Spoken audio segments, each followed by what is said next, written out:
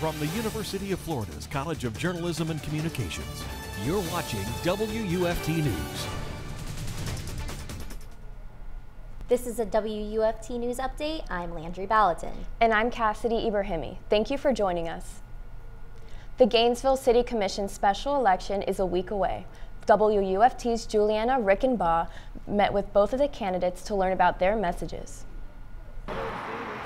It's been a long road, but the end is almost near.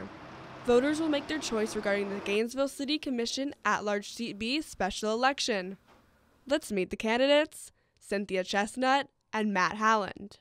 Chestnut has been a mainstay in Gainesville politics for years. She believes her diversity, experience, and resume separate her from her opponent. She has mayoral experience. She spent time as a state representative and served on the Alachua County Commission. We have to think beyond ourselves and think about the bigger community and the importance of everyone. Howland believes his diversity through life experiences make him the better fit. He's taught at Westwood Middle School, run a nonprofit, and lived in America's epicenter for politics, Washington, D.C. I'm a catch flies with honey kind of person. I don't argue, I don't start fights, I don't make enemies. I get along with everyone. A week from today, either Cynthia Chestnut or Matt Halland will take one of the 7 seats. Chestnut's focus, neighborhood preservation and racial justice. I wanted to make sure that we hold the position with a woman and with an African American. We had 2 African American women serving on the commission, and I think that that is a great diversity that needed to be maintained. Howland's focus, community development and solar energy. It can help levelize the long-term impacts of increased costs of energy production. So the more solar energy we add to our portfolio through GRU, the more that we can buffer against long-term rate increases, which are associated with increased costs of fossil fuels such as coal. Voters will let us know their thoughts when they go to the polls for this special election, January 25th. Julianna Reichenbach, WUFT News. In August, Commissioner Gail Johnson resigned from the position, citing it was difficult to do her job. Early voting starts January 21st and ends January 23rd. The COVID surge driven by the Omicron variant may have reached a peak in certain states, but for most areas, the Surgeon General warns the next few weeks could be tough to manage. NBC's Jay Gray has the latest. While the fight against Omicron intensifies across most of the country, there are signs the virus may have hit a plateau along the East Coast. Infections leveling off, even falling in New Jersey, Rhode Island, and Connecticut. In New York, there's been a nearly 47% drop in COVID cases from earlier this month. Still, the rest of the country is struggling. We're in no way seeing a plateau or a decline, so the numbers are still going up. Classrooms have become breeding grounds for the virus. We're having a pretty difficult time in covering all of our classes. An online tracker showing more than 6,200 U.S. schools were actively disrupted by Omicron last week. I can tell you virtually all the children we admitted to our hospital who are over 5 who could be vaccinated aren't, nor their parents, nor their siblings. Facilities again being stretched, in some cases past their limits. Field units filling hospital parking lots to help with the overwhelming caseload. Our volumes are higher than they were pre-COVID. We have less staff from a nursing perspective, and you know we're seeing sick patients. A shortage of COVID tests has also been an issue. The website covidtest.gov is now online, providing 4 at-home test kits per family. Delivery could take up to 12 days. Jay Gray, NBC News. Researchers have made a discovery that may explain why some people lost their sense of smell due to COVID-19. The journal Nature Genetics published a new study that shows loss of smell and taste is affected by a genetic risk factor. Those who have this gene are more likely to have a sensory disruption if they contract COVID-19. Around 4 out of 5 COVID patients regain their senses over time, but researchers suggest the inability to smell and taste impacts overall physical and mental health.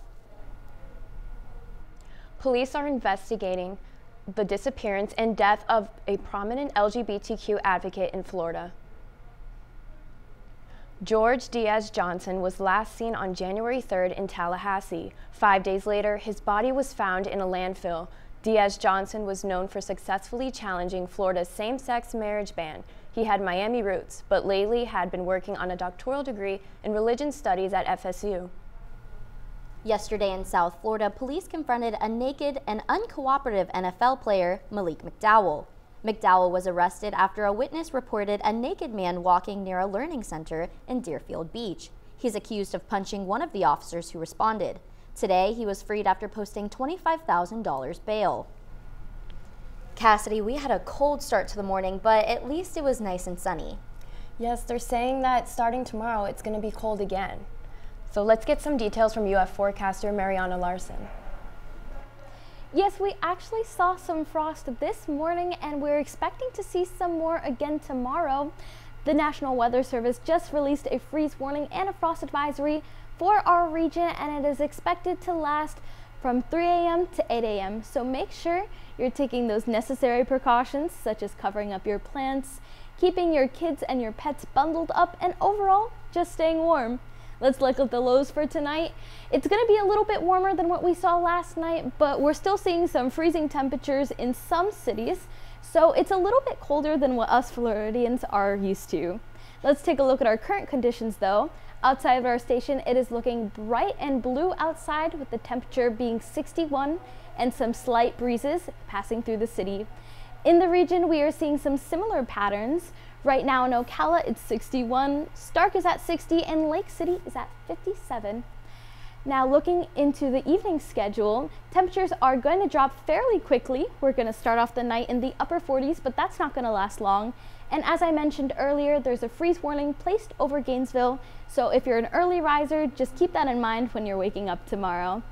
Now looking into later in the day tomorrow, we're expecting it to be a little bit warmer than what it was today, with the highs reaching the upper 60s and the lower 70s in some regions. But if I were you, I wouldn't get used to these warmer temperatures. Early Thursday and into Friday, we are expected to see another cold front passing through the region, which is going to cause some cooler temperatures again and some chances of rain and thunderstorm as that cold front passes through. Now looking into our 6-day forecast, Wednesday and Thursday is going to be a little bit warmer, but as Friday rolls around, we're going to see temperatures drop again and that chance of precipitation going up. As for this weekend, we're seeing some variation in our models of whether it's going to stay rainy or not. So stick around with us and we will give you that information as soon as it comes available to us. Back to you. Before we let you go, we want to wish everyone a happy Winnie the Pooh Day. A.A. Milne was inspired to write the books based on a black bear he saw at the London Zoo during World War I. The main human character is named after Milne's son, Christopher Robin. Now the nation celebrates a silly old bear every January 18th. Thanks for keeping up with WUFT News on Facebook. I'm Landry Baliton. And I'm Kassidy Ebrahimi. That's our time for now, but your Florida news is always on at WUFT.org.